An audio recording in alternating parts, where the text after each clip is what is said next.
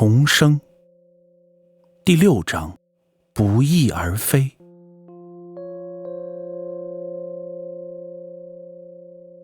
认识齐浩洋的那几年时间里，我对他的脾性算是十分了解。就如很多医患朋友的评价一样，总体来说，他是一个很不错的人，通情达理，值得深交。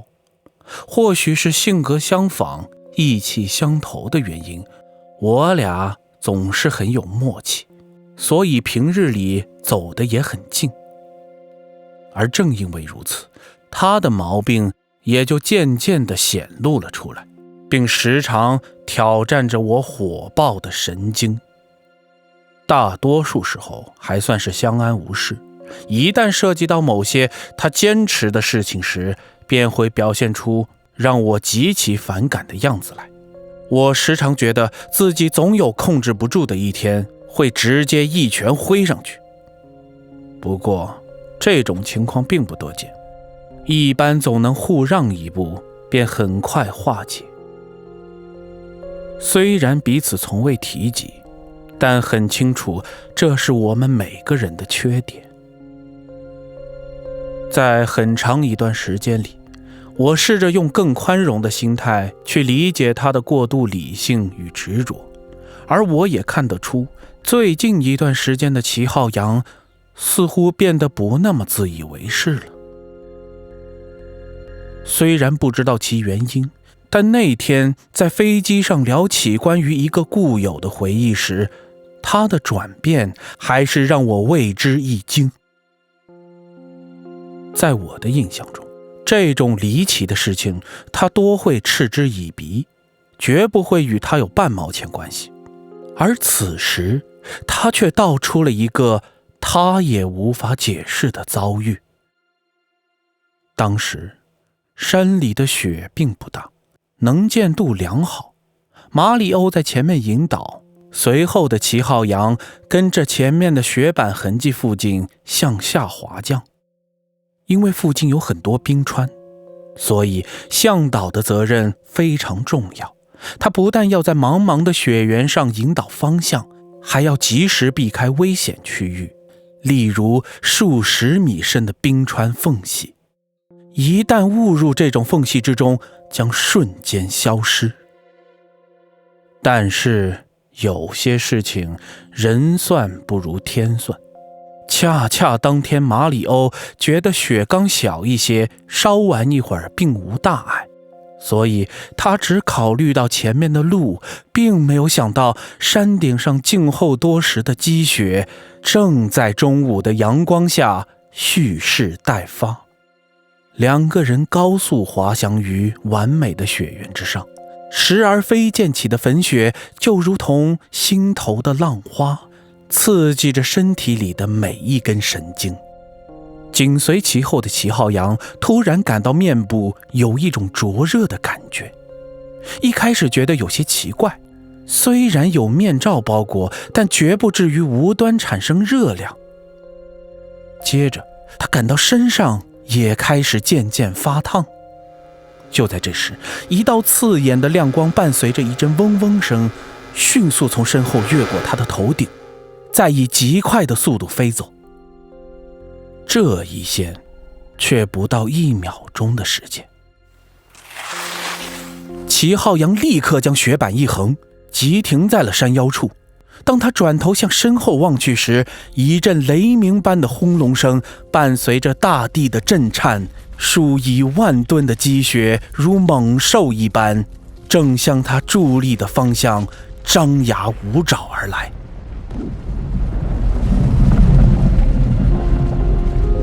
虽然立时意识到雪崩，但还是没能逃脱开气浪的冲击。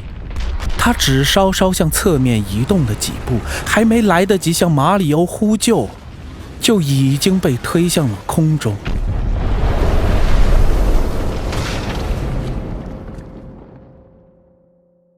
据齐浩洋回忆，当时的他正在半空中翻滚，由于摘掉了护目镜，那一阵有如太阳一样强烈的光亮再一次出现在他的身边时，只觉得浑身发热，一阵眩晕后顿时失去了视觉。用他的话说，就好像被一颗强烈的闪光灯近距离闪盲一样，接着便是重重地摔在了某个地方，立刻失去了知觉。你还记得是什么姿势摔下的吗？我问道。躺在医院的病床上，齐浩洋一只手捂着胸口道：我记得是趴着的，胸口正好撞上一块像是石头一样的钝物。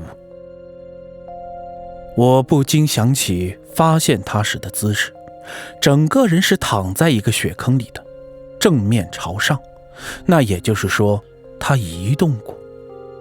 但是当我问他有没有动过时，他摇头表示真正恢复知觉时是看到一群人正在用手电筒照着他的眼睛。我突然想到了什么，立时问道：你说看到有个女人，那是怎么回事？齐浩洋顿时皱起了眉头，低声道：我也不能确定是不是真的看到的，因为我当时只感觉趴在雪里，头部朝下，后背的雪不断地压在我身上，几乎快要不能呼吸。我想呼叫，想睁眼看看处境，却发现根本动不了，而不断涌来的雪还在持续压着我的后背。说到这里，他停顿了一下，接着道：但后来我听到一个女人的声音，好像在对我说话，但是雪太厚，我根本听不清她在外面说什么，我只好大叫着，好让她找到我。那个时候你已经能看清东西了吗？我问道。但他没有直接回答我，只是继续道：我能听到他在挖雪的声音，不一会儿他便将我翻了过来，等我看到他侧脸的时候，已经被移动到另一个地方了。后来呢？你看清他的样子了吗？我追问。没有，我当时像眼住了一样，根本连一根指头都动不了。他道。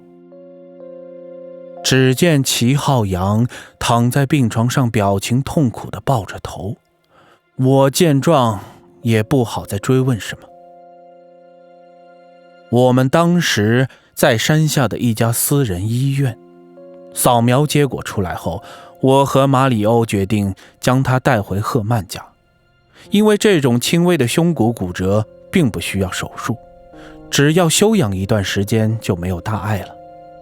再者，赫曼家的医疗设施比得上 S 国任何一家大型的医院。